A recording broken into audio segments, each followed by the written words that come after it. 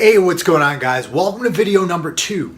In this video, we're going to get down into some of the nitty-gritty on adapting into ketosis. And this is the thing that most people are scared of. And the reason why they're scared of it is because they hear about this thing called the keto flu. And that's basically when your body is transitioning from burning glucose for fuel to burning ketones for fuel. It's got to go through this adaptation phase. So while it's doing that, your brain tends to be a little bit low on fuel.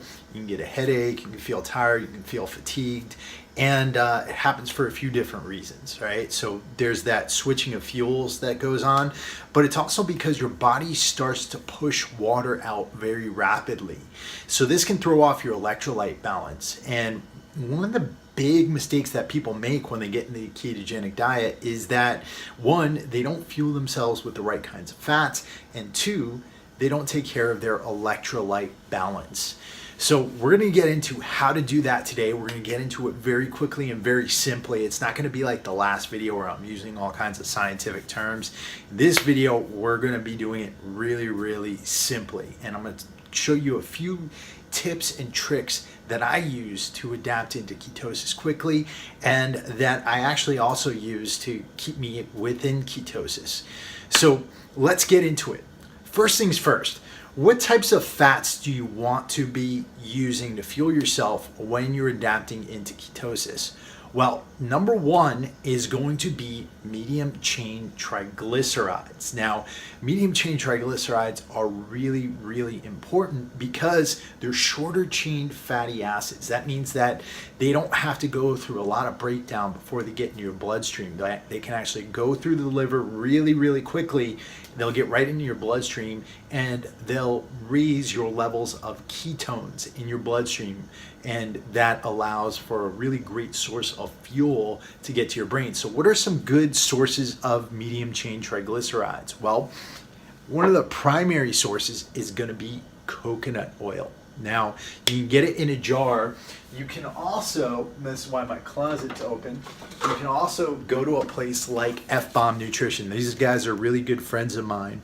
And they provide like these individual packets of coconut oil and also medium chain triglyceride oil, which I'm going to be talking about in a second. But the reason, coconut is very rich in medium chain triglycerides. Coconut oil also has an additional one called lauric acid, and that's why it tends to be really, really solid in there. Lauric acid is actually very, very antimicrobial.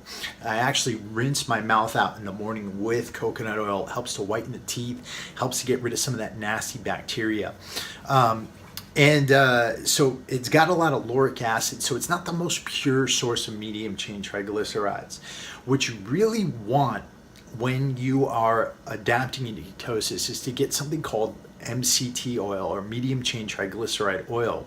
And basically what that is, it's all the medium chain triglycerides condensed into a very, very liquid oil. It doesn't have the lauric acid in it, so it doesn't become solid or anything like that. And what I would do during, when I'm adapting into ketosis, I'll put it in my coffee or tea in the morning. I'll take a few shots of medium chain triglycerides throughout the day, but most of the fat that I'm consuming is either going to come from MCT oil or coconut oil, and that's because that's going to provide a lot of that really quick source of fuel for my brain while I'm adapting, and it'll allow me to adapt quicker and get into ketosis quicker. The other thing you can do while you are trying to adapt into ketosis is to make sure that you're getting enough calories. And this is a big thing that people make. A lot of people think, oh, I'm eating fat, I'm eating a ketogenic diet, I don't really need to worry about calories. But if you're not eating enough calories, that's not going to give you enough energy throughout the day. You kind of have to worry about if you're getting enough fuel. And most people, they think that like 40 or 50 grams of fat is a lot. You want to be consuming at least probably 100 grams of fat if you're an average sized individual per day, especially while you're adapting into ketosis. Now, the other thing is you want to keep the carbohydrates, the starchy carbs, down very, very low. So that means you want to be under 50 grams of carbohydrate during that initial adaptation phase. So you want to avoid fruits, you want to avoid rice, you want to avoid potatoes, you want to avoid bread, you want to avoid any grains, you want to stay away from any sort of starch that's going to give you an insulin spike that's going to kick you out of ketosis, and you especially want to avoid sugar, which could be a really, really hard thing for a lot of people. So that might be the biggest obstacle here. A few other things you really want to make sure that you're doing. You want to keep your liver in a very, very cleansed state. So a couple of things I would definitely recommend while you are trying to adapt into ketosis. Number one, I'd recommend taking a couple of tablespoons of apple cider vinegar every single morning and before you eat, about 15 minutes before you have a meal. You don't want to do it straight because apple cider vinegar can burn your throat, can burn your sinuses. You want to put it into a glass of water, and what I'll do is I'll put a little squeeze of lemon in there. It tastes just like lemonade. It's absolutely awesome. And I'll also put a little shot of MCT oil into that drink to get myself kicked off. Apple cider vinegar contains acetic acid. This really helps with a lot of different things. Helps with digestion, helps with reducing inflammation, but the biggest benefit is that it helps to drive glucose that's in the bloodstream into the muscles. So it's really great to take right before you're going to take a meal in, to ensure that your blood sugar doesn't get too high or anything like that, and it'll keep your insulin from pumping out while you are trying to adapt into ketosis. So a couple of shots of apple cider vinegar, or a couple of tablespoons of apple cider vinegar a few times a day in a glass of water, a little squeeze of lemon juice. The other thing you really want to be taking care of while you're adapting to ketosis is something that a lot of people don't think about either, and that is your intestinal tract. You really want to make sure that your digestion is on point, because your digestion is what's going to keep you healthy, what's going to help you to reduce inflammation, and all of these things are going to help you to adapt quicker into ketosis. So what do you do for that? The first thing you really want to do is you want to make sure that you are consuming a lot of fiber, non-digestible fiber, particularly from things like celery. I chew on celery all day long, and the fiber from that, it attracts friendly probiotic bacteria. It also helps to reduce your insulin levels, and getting a good non-digestible source of fiber like that is going to really help you become more and more insulin sensitive, which is again going to help you to adapt into ketosis a little bit more quickly. On top of that, I consume a lot of fermented foods. This is raw sauerkraut, and that's also got the fiber that we're talking about, but it's got probiotic bacteria, and it helps to populate the gut with probiotic bacteria. That's again going to help us to become more and more insulin sensitive. Beyond that, we have to be concerned with the electrolytes. So we want to make sure we're consuming a good amount of minerals, and the way you do this is you add some Himalayan salt. So this is a real salt. You can get Himalayan pink salt, you can get sea salt, Celtic sea salt. You want a good natural salt, not an iodized salt, because an iodized salt has had all the minerals stripped out of it, and in turn has had iodine put into it.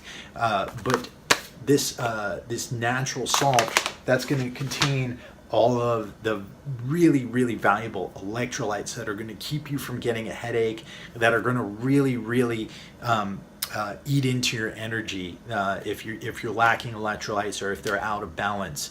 Beyond that, you should be also supplementing with magnesium.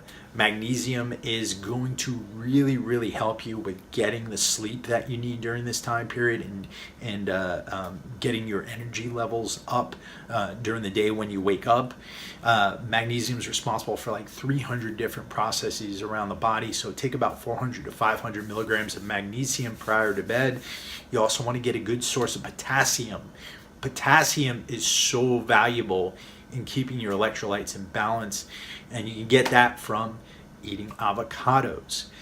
One more mineral we really need to be concerned with here, and this is particularly for women, that's selenium. Selenium is extremely valuable for you to protect your thyroid.